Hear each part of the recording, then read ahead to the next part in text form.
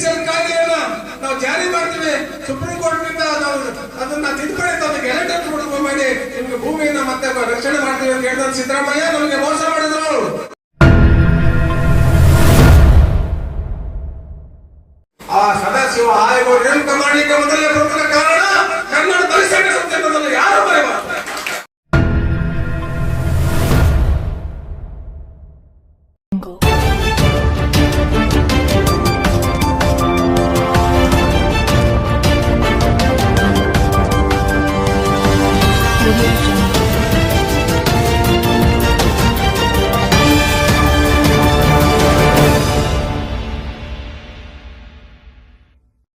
ಉನ್ನತ ಮಟ್ಟದ ನಾಯಕರಾಗಿದ್ದಾರೋ ಅವರು ಕೃಷ್ಣಪ್ಪನವರ ಬೆನ್ನಿಗೆ ಚೂರಿ ಹಾಕಿದ ಪರಿಣಾಮ ಇವತ್ತು ಬಾಬಾ ಸಾಹೇಬರ ಕನಸು ಕೃಷ್ಣಪ್ಪನವರ ಕನಸು ಹಾಗೆ ಉಳಿದಿದೆ. ಆದ್ರೆ ನಮ್ಮ ಸೋಮಶೇಖರ್ ಅವರ ನೇತೃತ್ವದ ರಾಜ್ಯ ಸಮಿತಿ ಇವತ್ತು ಒಂದು ಸಂಕಲ್ಪ ಮಾಡಬೇಕಾಗಿದೆ. ರಾಜ್ಯ ಸಮಿತಿಯಲ್ಲಿ ಮನವಿ ಮಾಡ್ತೀನಿ, ಎಲ್ಲ ಜಿಲ್ಲಾ ತಾಲೂಕು ಪದಾಧಿಕಾರಿಗಳಲ್ಲಿ ಮನವಿ ಮಾಡ್ತೀನಿ, ನಿಮಗೆ ಸ್ವಾಭಿಮಾನ ಅಂತ ಅನ್ನೋದಿದ್ರೆ ರಾಜಕೀಯ ಗುಲಾಮಗಿರಿಯನ್ನು ಬಿಡಿ. ಅಂಬೇಡ್ಕರ್ ಅವರು ಸಾಮಾಜಿಕ ದಾರ್ಶನಿಕ ವಿಮೋಚನೆಗೊಳಿಸಿದ್ದಾರೆ. ಇವತ್ತು ನೀವು ಬಾಬಾ ಸಾಹೇಬ್ ಅಂಬೇಡ್ಕರ್ ಅವರ ಚಿಂತನೆಯಲ್ಲಿ ಫಲ ಉಂಡು ಕೃಷ್ಣಪ್ಪನವರ ನಾಯಕತ್ವದಲ್ಲಿ ನೀವು ಚಳವಳಿಯಲ್ಲಿ ನಾಯಕರಾಗಿ ಇವತ್ತು ರಾಜಕೀಯ ದಾಸ್ಯದಿಂದ ನೀವು ಬರೀತಾ ಇದ್ದೀರಿ. ದಯಮಾಡಿ ವಿನಂತಿ ಮಾಡ್ತೀನಿ, ರಾಜಕೀಯ ದಾಸ್ಯದಿಂದ ವಿಮೋಚನೆಗೊಂಡು ಒಂದು ಸ್ವಾಭಿಮಾನವನ್ನು ನಮ್ಮ ಕಾರ್ಯಕರ್ತರಲ್ಲಿ ಲೀಡರ್ಗಳಲ್ಲಿ ಮೈ ತುಂಬಿ ಒಂದು ರಾಜಕೀಯ ಪ್ರಜ್ಞೆಯನ್ನ ಇವತ್ತು ನಮಗೂ ಈ ವಯಸ್ಸಾಗಿದೆ, ನಾವು ಯಾವ ಸಾಹಿತ್ಯ ಗೊತ್ತಿಲ್ಲ, ಒಂದು ಹೊಸ ಆಯಾಮವನ್ನ ಮುಂದಿನ ಪೀಳಿಗೆಗೆ ಸೆಕೆಂಡ್ ಜನರೇಷನ್ಗೆ ಹುಟ್ಟು ಹಾಕೋಣ. ರಾಜಕೀಯ ಪ್ರಜ್ಞೆಯನ್ನು ಮೂಡಿಸುವ ನಿಟ್ಟಿನಲ್ಲಿ ಒಂದು ರಾಜಕೀಯ ಪಕ್ಷವನ್ನ, ಸ್ವತಂತ್ರ ರಾಜಕೀಯ ಪಕ್ಷವನ್ನು ಯಾವ ನಮಗೆ ಕಟ್ಟಲು ಸಾಧ್ಯ ಇಲ್ಲ. ಆದ್ರೆ ಯಾರು ಅಂಬೇಡ್ಕರ್ ಬಾಬಾ ಸಾಹೇಬ್ ಅಂಬೇಡ್ಕರ್ ಅವರ ತತ್ವದಡಿಯಲ್ಲಿ ಸಿದ್ಧಾಂತದಡಿಯಲ್ಲಿ ಕೆಲಸ ಮಾಡ್ತಾ ಇದ್ದ ಪ್ರಾಮಾಣಿಕವಾಗಿ ಜನರಿಗೆ ನಾವು ರಾಜಕೀಯ ಪ್ರಜ್ಞೆಯನ್ನು ಮೂಡಿಸಬೇಕು ಅಂತ ಕಾಂಪ್ರಮೈಸ್ ಆಗ್ತಾನೆ ಕೆಲಸ ಮಾಡ್ತಾ ಇದ್ದು ಅದನ್ನ ಪರಿಶೀಲನೆ ಮಾಡಿಕೆ ಒಂದು ಉನ್ನತ ಮಟ್ಟದ ಸಮಿತಿ ರಚನೆ ಮಾಡಿ ಆ ಸಮಿತಿಯನ್ನ ಆಧಾರದ ಮೇಲೆ ಇವತ್ತು ರಾಜ್ಯ ಸಮಿತಿ ಒಂದು ನಿರ್ಣಯ ತಗೊಂಡು ನಮ್ಮದೇ ಆದಂತಹ ಪಾರ್ಟಿಗೆ ಬೆಂಬಲ ಕೊಡಬೇಕು. ಇವತ್ತು ಸಿದ್ದರಾಮಯ್ಯ ಸರ್ಕಾರಕ್ಕೆ ನಮ್ಗೆಲ್ಲರೂ ಕೊಡ್ತಾರೆ ಅಂತ ಹೇಳಿ ಇವತ್ತು ಬೆಂಬಲ ಕೊಟ್ಟ ಪರಿಣಾಮ ಇವತ್ತು ಅಧಿಕಾರಕ್ಕೆ ಬಂದ್ರು. ನಮ್ಮ 25,000 ಗ್ಯಾರಂಟಿಗೆ ನಮ್ಮ SCPTS ಕಾರ್ಡನ್ನು ಬಳಸ್ಕೊಂಡು ಇದನ್ನ ಮೋಸ ಅಲ್ವಾ? ಪಿಡಿಚಲ್ ಕಾಯ್ದೆಯನ್ನ ನಾವು ಜಾರಿ ಮಾಡ್ತೀವಿ, ಸುಪ್ರೀಂ ಕೋರ್ಟ್ ನಿಂದ ನಾವು ಅದನ್ನ ತಿದ್ದುಪಡಿ ತಂದು ಗೆಲೆಟರ್ ಮಾಡಿ ನಿಮ್ಗೆ ಭೂಮಿಯನ್ನ ಮತ್ತೆ ರಕ್ಷಣೆ ಮಾಡ್ತೀವಿ ಅಂತ ಹೇಳಿದ ಸಿದ್ದರಾಮಯ್ಯ ನಮಗೆ ಮೋಸ ಮಾಡಿದ್ರು.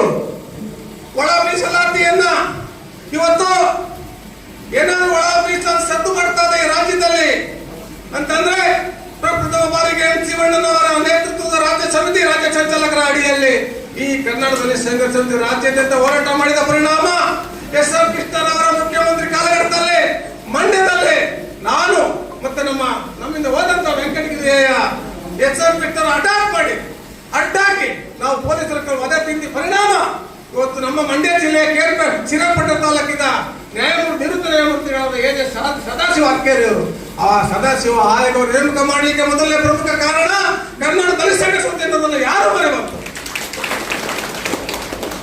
ಜೊತೆಗೆ ನಾವು ಅಂದೇ ಹೇಳ್ದು ಬಾಬಾ ಸಾಹೇಬರ ಪರಿಕಲ್ಪನೆಯಲ್ಲಿ ಜಾತಿ ಜನಸಂಖ್ಯೆಗೆ ಮೀಸಲಾತಿಯ ಸಮಾನವಾಗಿ ಹಂಚಿಕೆ ಆಗಬೇಕು ಅಂತ ಹೇಳಿ ಅವತ್ತು ನಾವು ಕೂಗಾಕಿದ ಪರಿಣಾಮ ಇವತ್ತು ಜಾತಿ ಜನಗಣತಿ ಆಗಿದೆ. ಜಾತಿ ಜನಸಂಖ್ಯೆ ಕೇವಲ ಒಳ ಮೀಸಲಾತಿ ಸಾಕು ಅಂತಿದೆ ಅಂತ ನಮ್ಮ ಕನ್ನಡದ ಜನ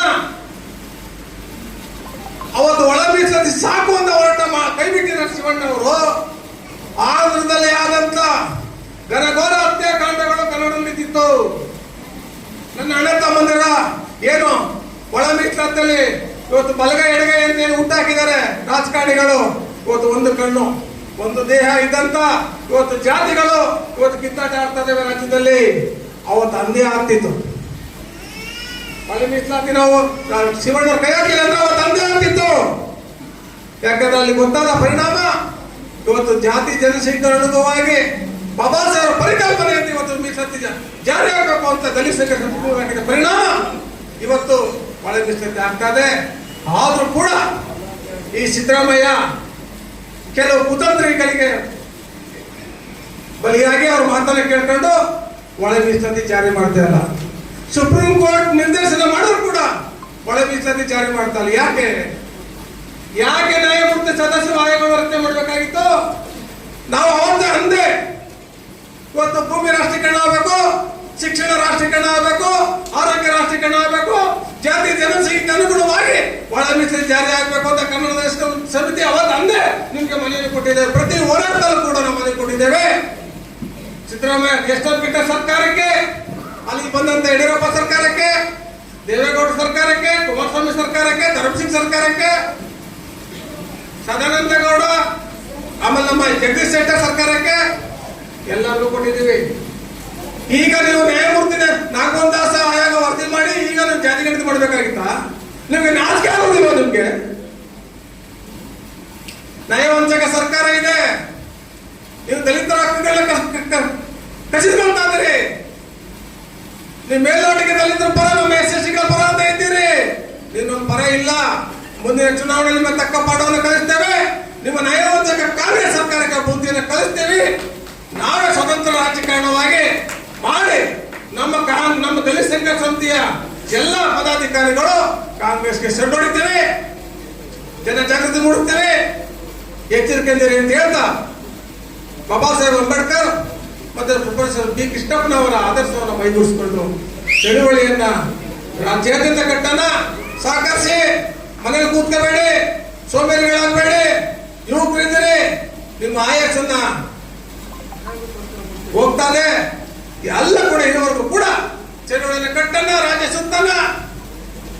ಮುಂದಿನ ರಾಜ್ಯ ಸಮಿತಿ ಕಾರ್ಯಕ್ರಮವನ್ನ ಯಾದಗಿರಿಗೆ ಕೊಡ್ತೀವಿ. ಈಗಿನ ಸಿದ್ಧತೆ ಮಾಡ್ಕೋಬೇಕು. ಆ ಮೂಲಕ ಪ್ರತಿ ಜಿಲ್ಲೆನೂ ಕೂಡ ನಾವು ಕಾರ್ಯಕ್ರಮವನ್ನು ಆಯೋಜಿಸ್ತೇವೆ, ಬರ್ತೇವೆ, ಉರಿದುಬಿಡ್ತೇವೆ, ಚಳುವಳಿಯನ್ನು ಕಟ್ತೇವೆ, ಸ್ವಾಭಿಮಾನವನ್ನು ನಿಮಗೆ ತುಂಬ್ತೀವಿ ಅಂತ ಹೇಳ್ತಾ ನನಗೆ ಮಾತಾಡ್ಲಿಕ್ಕೆ ಅವಕಾಶ ಕೊಟ್ಟು ತಮ್ಮೆಲ್ಲ ಹೋಲಿಸಿ ನನ್ನ ಮಾತನ್ನು ಮುಕ್ತಾಯ ಮಾಡ್ತಿದ್ದೇನೆ. ಜೈ ಭೀಮ್, ಜೈ